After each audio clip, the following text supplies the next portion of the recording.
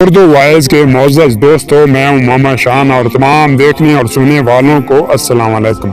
تاریخ میں لکھا ہے کہ جب حضرت علی علیہ السلام مملکت اسلامی کے تاجدار تھے تو آپ بازاروں کی کڑی نگرانی کیا کرتے تھے اور بازاروں میں جاتے تھے اور لوگوں کو نصیحتیں کرتے تھے۔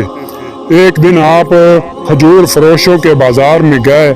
آپ نے وہاں ایک بچی کو روتے ہوئے دیکھا۔ بچی سے رونے کا سبب دریافت کیا۔ بچی نے عرض کیا کہ میرے مالک نے مجھے 1 درہم دیا کہ جاؤ بازار سے کھجوریں لے آؤ۔ میں نے اس دکاندار سے کھجوریں خریدی اور گھر لے گئی، جو میرے مالک کو پسند نہیں آئی۔ میں واپس اس دکاندار کے پاس آئی کہ کھجوریں واپس لے لے اور میری رقم میرے حوالے کر دے۔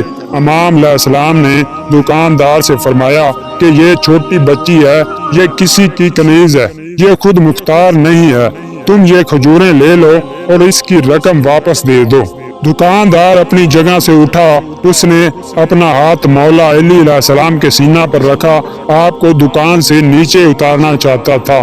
جو لوگ یہ منظر دیکھ رہے تھے تو انہوں نے دکاندار سے کہا، یہ کیا کر رہے ہو؟ یہ علی ابن ابی طالب علیہ السلام ہیں۔